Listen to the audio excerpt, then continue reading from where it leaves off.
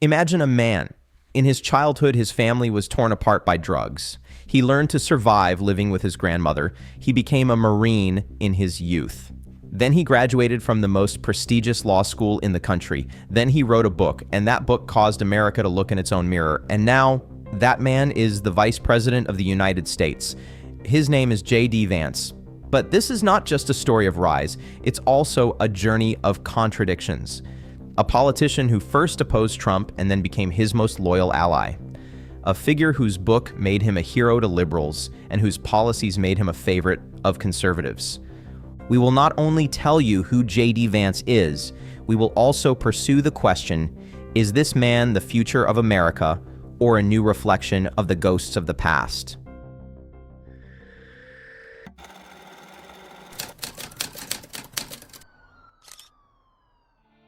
JD Vance was born in 1984 in Middletown, a working-class town in Ohio. His family was Appalachian, a heritage synonymous with coal mining and poverty. His mother struggled with addiction and his father was absent. Vance was raised by his grandmother, Mama.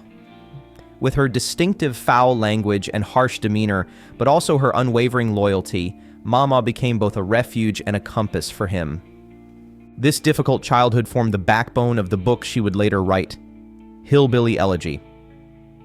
The book was not just an autobiography, it also became a symbol of a time when it was said, if you want to understand Trump's America, read this book.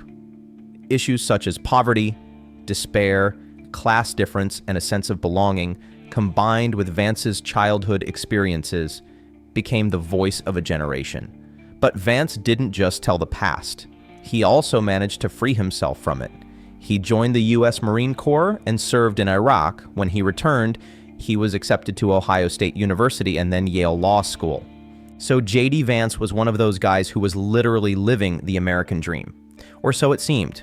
Because in living this dream, he had brought with him the spirit of the world in which he had grown up, and he was preparing to carry it to Washington.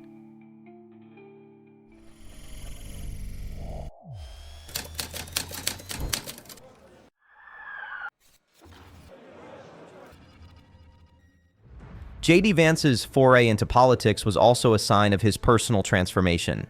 In 2016, when Donald Trump was just emerging as the new face of the Republican Party, Vance was highly critical of him. He openly characterized Trump as dangerous, ignorant, and contrary to American values. It was a classic stance, reflecting the Yale-educated intellectual's view of the conservative electorate. Over time, however, things changed. Vance's ideas evolved with the new wave of the right that was rising in America. He realized how the anger and search for belonging among Trump's base resonated with his own childhood. From then on, he not only became close to Trump, but also one of the sharpest pencils in his cultural wars. By 2022, when he ran for Senate from Ohio, Vance's transformation was complete.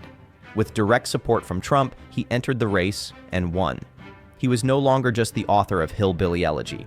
He was a rising star in the Republican Party. His political positions were clear: anti-immigration policies, a conservative defense of free speech on social media, a clear call for a fight against the elite classes. JD Vance was no longer just an idea man, but a fighter. The question at this point was this transformation a calculation or an awakening from within?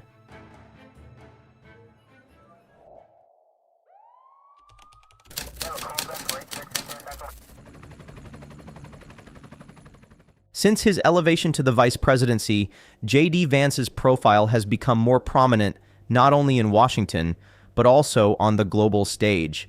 A series of events, especially in recent months, have shown that he is not only a domestic political figure, but also an increasingly influential player in America's foreign policy. One of the most striking examples was the Greenland crisis. Vance planned to visit to Greenland with his wife, Usha Vance. However, the visit drew international outrage as it took place without an invitation from the Danish and Greenlandic authorities. The Danish Prime Minister called the visit unacceptable pressure. Vance defended it as a diplomatic move necessary for American security.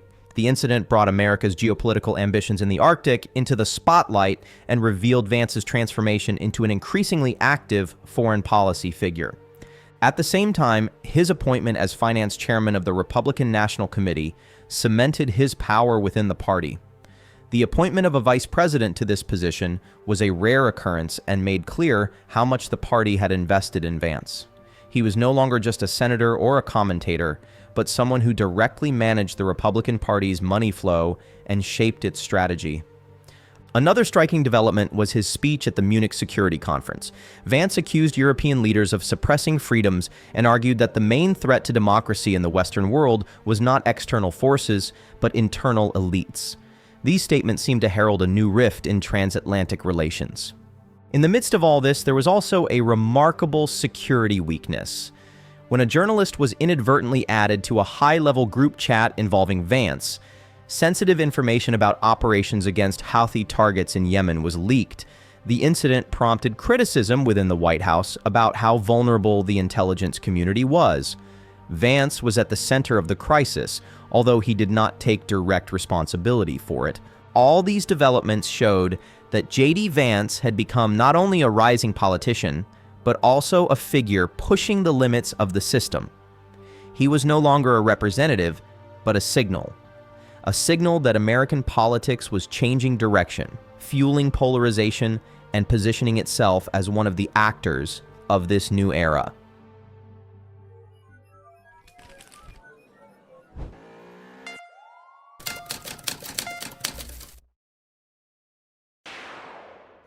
JD Vance's story has all the elements of the classic American dream: poverty, struggle, liberation, and success.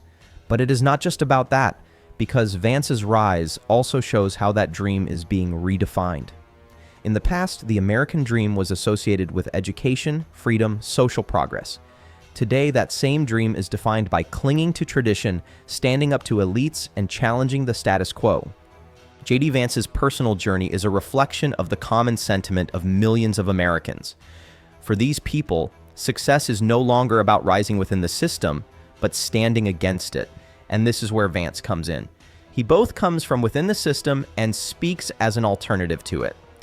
When it was published, Hillbilly Elegy was embraced by liberals trying to understand America's vulnerable classes. But today, it has also become a manifesto for a conservative revolution. The movement Vance represents is not just about power, it is about the reconstruction of cultural dominance. From universities to media regulation, from family structure to freedom of expression, this struggle represents much more than a classic political rivalry. JD Vance's rise is therefore not an individual success story. It is also a cultural revolution, a search for a new conservative paradigm. And whether that revolution prevails will determine not only Vance's future, but the future of America as a whole.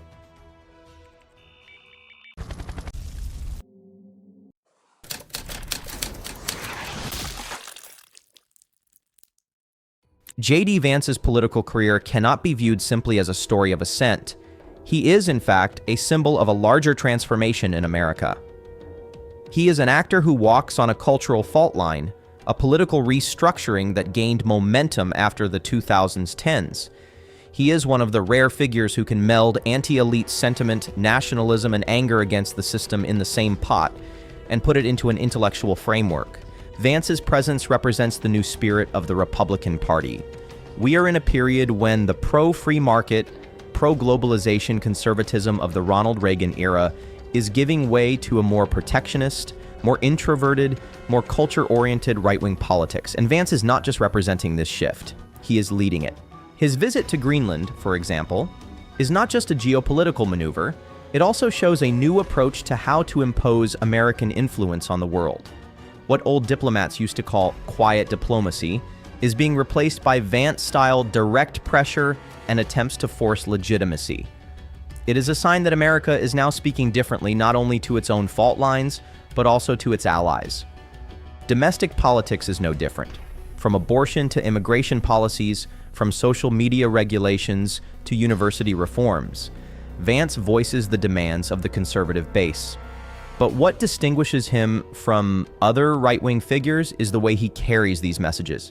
He speaks not with simple slogans, but with academically grounded analysis. His Yale degree and his career in the finance sector lend legitimacy to this stance. While giving a voice to poor Americans with Hillbilly Elegy, he has also become the man who manages the party's money spigots.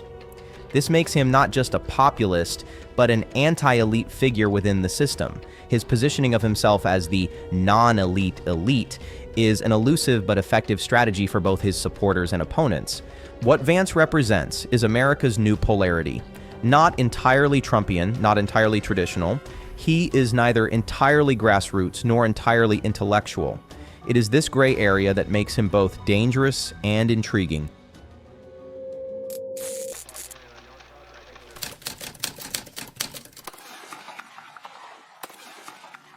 Today, JD Vance's name is not only associated with the vice presidency, he is seen as one of the strongest future presidential candidates for the Republican Party. And this possibility stems not only from his political position, but also from the sociological and ideological weight he represents. America has long been divided between two different realities. The gap between the urban, cosmopolitan, educated electorate and the rural, economically strapped traditionalist electorate is widening. JD Vance speaks the language of both worlds. Coming from the poor neighborhoods of Ohio, he is one of us, but at the same time, as a Yale graduate, he is able to reassure the elite. This duality not only makes him an electable candidate, but also one of the few who can bridge the divide. But this bridge is often swaying in strong winds.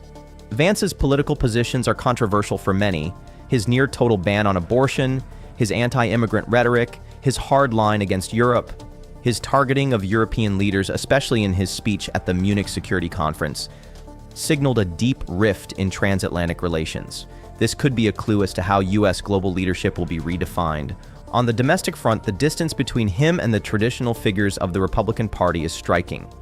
Vance is neither a Bush nor a Romney. He is the voice of millions of Americans who feel betrayed by their class. As someone who carries this voice, he is one of the names that can take over the flag in the post-Trump era. But the critical question at this point is, will JD Vance be America's savior or one of the architects of an even more divided society? Because sometimes the story of a leader means more than what he or she represents. And JD Vance's story is still being written.